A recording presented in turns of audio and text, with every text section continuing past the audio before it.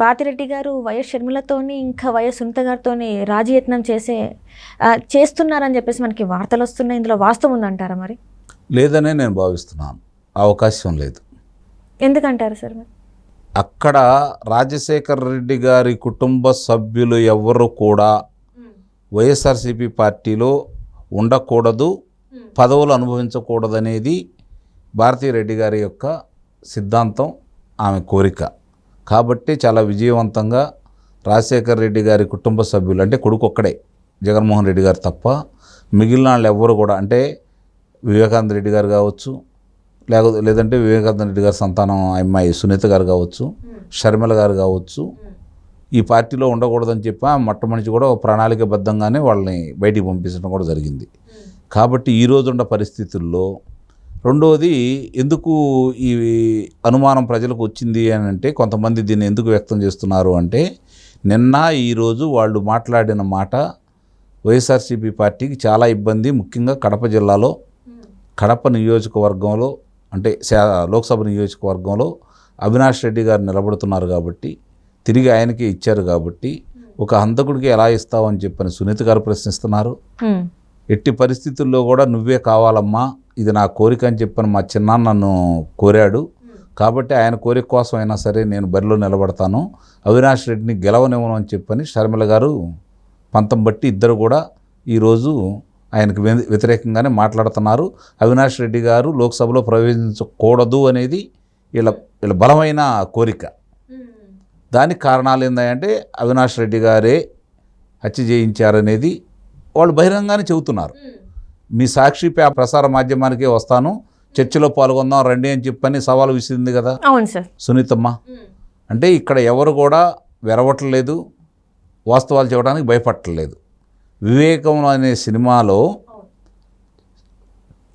పతాక సన్నివేశాల్లో చూపించిన దానికంటే కూడా ఎక్కువ ఘోరం జరిగిందని చెప్పని సునీత గారు స్వయంగా చెప్పారు. ఇప్పుడు అంటే అందులో సూచించి చాలా తక్కువ, ఇంకా ఎక్కువగా హింసించి చంపేశారు మా నాన్నగారు అనేది ఆమె అభిప్రాయం.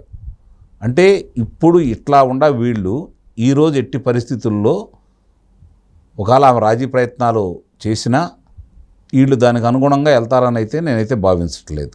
కానీ ఇక్కడ చూస్తున్నట్టయితే కుటుంబ సభ్యుల మధ్యలో కూర్చొని వాళ్ళిద్దరితో రాజీ పడే అవకాశం ఉందని చెప్పేసి అయితే వార్తలు వస్తున్నాయి. ఎందుకంటే వీళ్ళు అన్ని సభలలో ఇలా మాట్లాడడం, జగన్మోహన్ రెడ్డి గారికి వ్యతిరేకంగా మాట్లాడడం వల్ల మళ్ళీ ఆయనకి అంటే ఎట్లయినా చూడ ఆయన ప్రభుత్వంకి కూలగొట్టాలని చెప్పి చూస్తున్నారని చెప్పేసి వార్తలు వస్తున్నాయి. మరి రాజీ పడే అవకాశం లేదంటారా? కుటుంబ సభ్యులు ఎవరున్నారు చెప్పండి?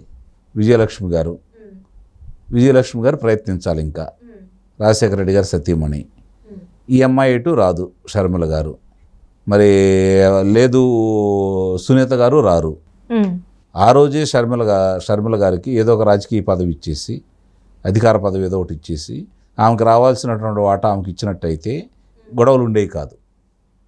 అసలు ఒక్క రూపాయి కూడా ఇవ్వకూడదు, వాళ్ళకి ఎలాంటి సంబంధం లేదు, వాళ్ళని అసలు ఇక్కడికి రానికూడదు అనేది కదా భారతి గారి యొక్క నిర్ణయం. కాబట్టి ఇప్పుడు అంత తేలిగ్గా నాకు తెలిసినంత వరకు కూడా భారతీయ గారు రాజీ మార్గాన్ని ఎన్నుకుంటారని కూడా నేను భావించను. ఎందుకంటే వాళ్ళిద్దరూ ఉప్పు నిప్పుగానే భావిస్తున్నారు. వాళ్ళిద్దరూ కలిసి మాట్లాడుకునేంత చనువు ఉందని అయితే నేనైతే భావించట్లేదు. అంటే ఇక్కడ చూస్తున్నట్టయితే ఇవన్నీ మరి అపోహలే అంటారా సార్? ఎందుకంటే ఇప్పుడు మన షర్మిల గారు ఆల్రెడీ చెప్పేశారు, కడప ఎంపీగా తానే పోటీ చేస్తున్నాను, దీనివల్ల నా కుటుంబంలో చీలికలు వస్తున్నాయి, అది వాస్తవం అని కూడా తను చెప్పారు. మరి ఇలాంటి టైంలో మరి ఇలాంటి వార్తలు ఎందుకు వస్తున్నాయి అంటారు? సహజమే, ఇవన్నీ ఊహాగానాలు కొన్ని ఉంటాయి, కొంతమంది అభిప్రాయాలు ఉండొచ్చు. ఇప్పుడు కొంతమంది పెద్దలు చెప్పొచ్చు కదా, ఎందుకు ఆ అమ్మాయితో గొడవ రాజీ పడవచ్చు అని చెప్పారంటారా? మరి చెప్పుండొచ్చు, కానీ వీళ్ళు వినాలి కదా.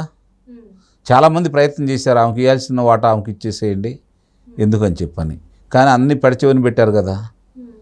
ఆ రోజు వాళ్ళకి రావాల్సిన వాటా వాళ్ళకి ఇచ్చేసి ఆ అమ్మాయికి గౌరవప్రదమైనటువంటి ఏదో ఒకటి పదవి ఇచ్చినట్టయితే అసలు ఈ ఆలోచన కానీ ఈ గొడవంతా ఉండేది కాదు కదా.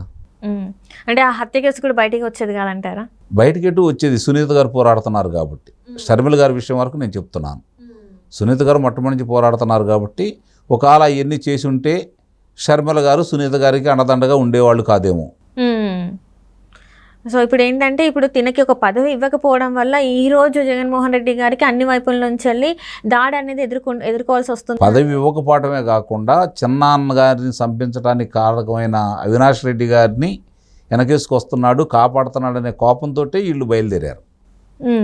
ఇప్పటికైనా కూడా వీళ్ళిద్దరు కలిసే అవకాశం లేదంటారు. అంటే గతంలో మీరు చెప్పింది ఏంటంటే వీళ్ళిద్దరు కావాలనే చేస్తున్నారు, కావాలనే షర్మిల గారు కాంగ్రెస్ పార్టీలోకి వెళ్ళారు అని చెప్పేసి మీరు అన్నారు. మరి ఇప్పుడు ఇది నిజంగా ఇది కావాలని చేసిన చర్య అంటారా, లేకపోతే ఇప్పుడు నిజంగానే తగాదాల్లో ఉండి నిజంగానే వాళ్ళ ఫ్యామిలీ విచ్ఛిన్నమైందంట, అంటే పొరపచ్చలు వచ్చాయంటే? వచ్చిన కొత్తల్లో నేను చెప్పిన మాట వాస్తవమే. అందుట్లో ఇప్పుడు కూడా నేనేం దాన్ని వెనక్కి తీసుకోవట్లేదు.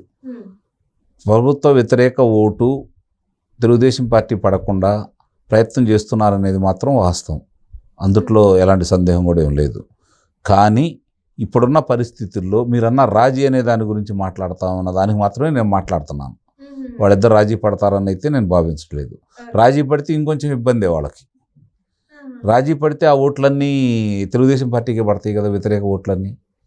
ఈరోజు ఇంత జరిగిన తర్వాత షర్మిల గారు కనుక జగన్మోహన్ రెడ్డి గారు పిలిచి రాజీ పడ్డారు అంటే ఇక ఆమె రాజకీయ జీవితం అనేది సమాధి అయినట్టే. సార్ అట్లాగా చూసుకున్నట్టయితే ఒకవేళ మీరు అన్నట్టు ఇప్పుడు రాజీ కుదరదు అన్నదే చూసుకున్నట్టయితే మరి ఎలా ఉండబోతుంది రేపటి రోజున వీళ్ళిద్దరి మధ్యన? ఇటు సైడ్ చూస్తే వైసీపీ నుంచి వెళ్ళి జగన్మోహన్ రెడ్డి గారు, ఇటు సైడ్ నుంచి వెళ్ళి చూస్తే కాంగ్రెస్ నుంచి వెళ్ళి షర్మిల గారు, వీళ్ళిద్దరి మధ్యలో పోటీ ఎలా ఉండబోతుంది? వాళ్ళు ఎలాంటి మాటలు మాట్లాడే అవకాశం ఉందంటారు? చాలా ఘాటుగా మాట్లాడుతుంది కదా షర్మిల గారు. ఇప్పుడు ఒకటి గుర్తుపెట్టుకోండి, ఆమె వచ్చేసి సాంప్రదాయబద్ధంగా మాట్లాడితే ప్రజలు ఆస్వాదించరు కదా.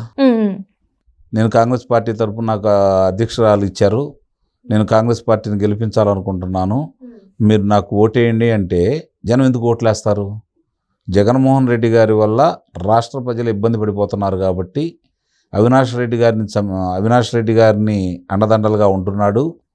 వివేకానంద రెడ్డి గారి చంపిన విషయంలో అంతకులను కాపాడుతున్నాడనే అభిప్రాయం ప్రజల్లో ఉంది కాబట్టి, అది ప్రతిపక్షాలు గొడవ చేస్తున్నాయి కాబట్టి వాళ్ళకంటే ఎక్కువగా గొంతు ఎత్తుకొని ఆమె మాట్లాడుతుంది కాబట్టి ఈరోజు ఆమె వ్యతిరేకం అనే భావన ప్రజల్లో ఉంది. దాన్ని ఎందుకు పోగొట్టుకుంటుంది?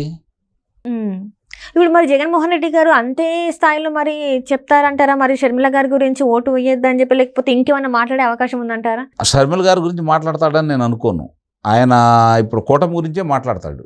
కూటమి కూడా భారతీయ జనతా పార్టీ గురించి మాట్లాడు, చంద్రబాబు నాయుడు గారి గురించి మాట్లాడతాడు, లేకపోతే పవన్ కళ్యాణ్ గురించి మాట్లాడతాడు. అంటే ఇప్పుడు కూటమిలో ఒకరి గురించి మాట్లాడినా కూడా అందరికీ వర్తిస్తుంది కదా సార్? అట్లా కాదు కదా. భారతీయ జనతా పార్టీ మీద మాట్లాడినంత ధైర్యం కానీ ఆ తెగింపు కానీ జగన్మోహన్ రెడ్డి గారి దగ్గర లేదు.